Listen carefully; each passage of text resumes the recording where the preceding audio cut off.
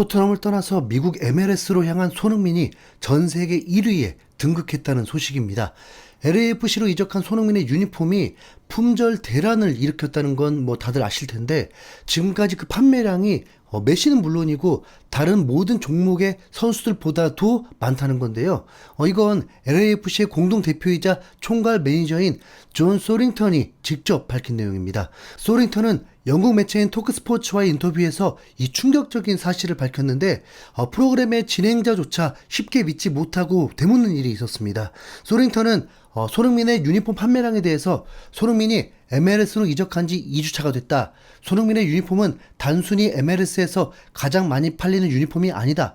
지금 이 시점에서 손흥민의 유니폼은 전 세계에서 가장 많이 팔리는 유니폼이다라면서 MLS 이적 이후에 손흥민의 유니폼 판매량이 전 세계에서 1위라고 말했습니다. 그러자 진행자는 잘못 들었다는 듯이 죄송한데 다시 한번 말씀해 주시겠어요?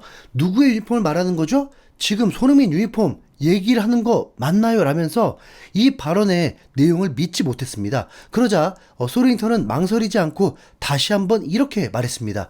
손흥민 얘기가 맞다. 지금 시점에서는 메시보다도 많은 유니폼을 팔았다.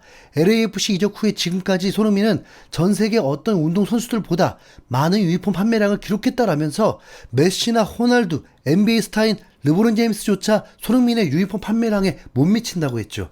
손흥민의 인기는 막연하게 생각했던 것보다 훨씬 더 어마어마한 수준이었습니다.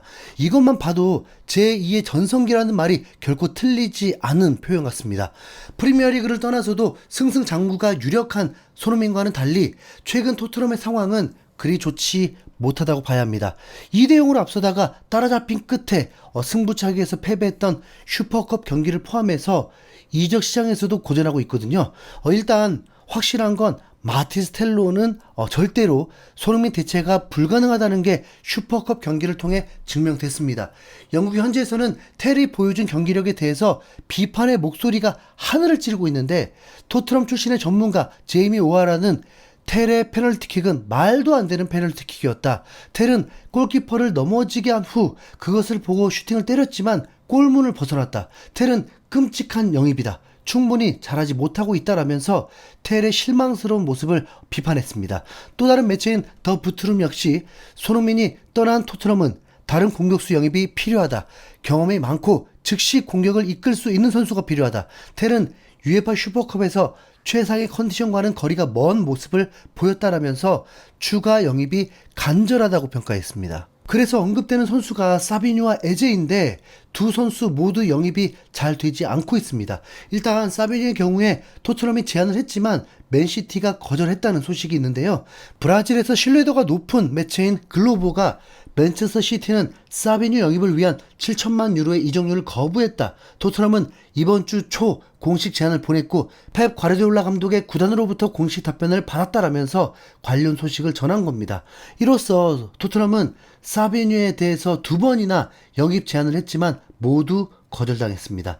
이 매체는 이어서 여름 이적 시장에서 7천만 유로보다 비쌌던 선수는 단 6명이라면서 비르츠, 에키티케, 세슈코, 은베모, 쿠냐, 오시멘까지 쟁쟁한 선수들을 언급했습니다. 사비뉴가 이 선수들과 비슷한 급이냐고 하면 솔직히 그 정도는 아닌 거 맞잖아요. 네. 지난 시즌 성적이 말해줍니다. 하지만 토트넘의 현재 상황이 사비뉴라도 영입하지 않으면 안 되는 위기다 보니까 7천만 유로보다 비싸게 살 수도 있습니다. 에제 영입도 난관에 부딪힌 거 마찬가지죠. 기본적으로 현재 크리스탈 팰리스의 상황이 에이스를 떠나보낸 상황이 아닙니다. 현지 매체인 텔레그래프에서는 크리스탈 팰리스의 두 핵심 선수 에베레츠 에제와 마크 게이는 이번 달 말에 있을 유로파 컨퍼런스 리그 플레이오프를 치른 이후에야 이적이 성사될 수 있다. FA컵 우승팀 자격으로 유로파 리그 조별리그에 직행했던 과거와 달리 이번에는 8월 21일과 28일에 열리는 유럽대회 예선 2연전을 치러야 한다라면서 FA컵 우승에도 불구하고 법적인 문제로 인해서 컨퍼런스 리그 본선도 확실치 않은 크리스탈 팰리스의 상황을 전했습니다. 그리고 에제와의 계약은 2027년까지로 크리스탈 팰리스가 급하게 에제를 팔아야 될 이유도 없다고 말했죠. 게다가 구단의 의지와 상관없이 선수와 곧바로 협상할 수 있게 해주는 바이어 조항도 이미 8월 1일에 없어졌고요. 그러면 에제도 또 비싼 가격을 줘야 하니까 토트넘으로서는 궁지에 몰렸습니다. PSG와의 슈퍼컵 스코어가 2대2라서 그 정도면 잘한 거 아니냐고 말도 있는데 자세히 들여다보면 그렇지 않거든요. 당시 토트넘은 프리시즌을 충실하게 치르고 실전 감각을 최대한 올려놓은 상황이었고, 반면에 PSG는 클럽 월드컵 이후에 한 달 동안 휴가를 갔다가 돌아온 상황이었습니다. 게다가 PSG는 골키퍼 돈나룸마와의 갈등으로 선수단 분위기도 뒤숭숭한 처지였기에 챔스 우승할 때와는 사뭇 달랐죠. 때문에 전반전에 토트넘이 선제골을 넣고 추가골까지 넣으면서 2점 차로 앞섰음에도 마지막에 가서는 결국 따라잡히면서 패배하는 결과가 나왔던 거고요. 차라리 과정은 별로여도 결과가 좋았으면 트로피를 추가하는 거니까 분위기가 살 텐데, 앞서 나가다가 역전패를 당한 셈이니까 오히려 분위기가 2배로 쳐졌습니다. 이제 당장 토요일 밤 11시에 개막전인데 토트넘은 매우 불안정합니다. 이는 시즌 개막을 앞두고 나온 전문가들의 예측에도 드러나는데요. 영국의 공영방송 BBC에서 개막 직전에 이번 시즌의 순위를 예측했는데 소속된 모든 전문가들이 동원된 예측입니다. 각자 점수를 매겨서 그걸 종합한 결과인데 당연하게도 탑4 예상에 토트넘은 없습니다.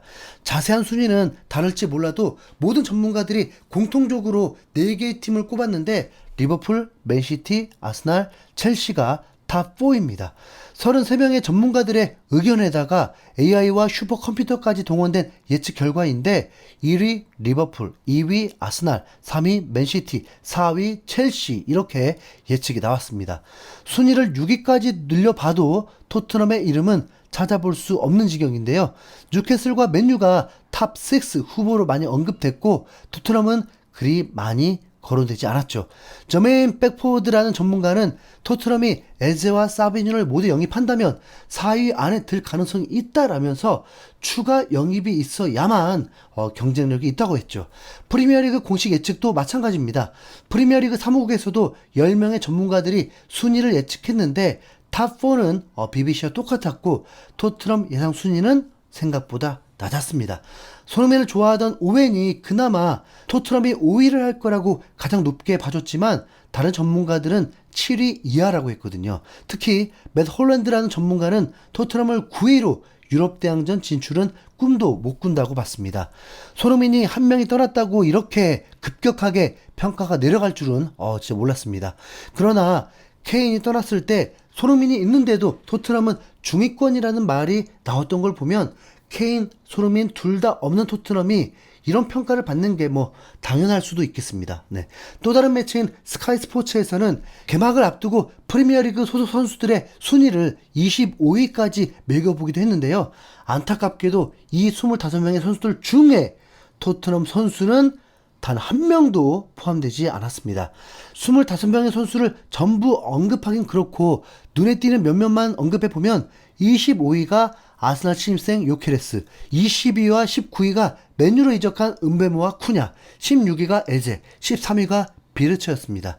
참고로 탑3를 살펴보자면 1위는 살라, 2위가 홀란, 3위는 팔머였습니다.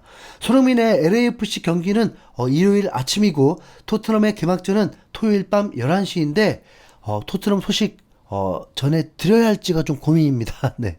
손흥민 없는 토트넘의 개막전 결과 어떻게 될 것 같은지 여러분 의견 남겨주십시오. 7년간의 정이 한 번에 떨어지지도 않습니다. 토트넘 소식 전해드리겠습니다. 이상 흰수염 고래였습니다. 감사합니다.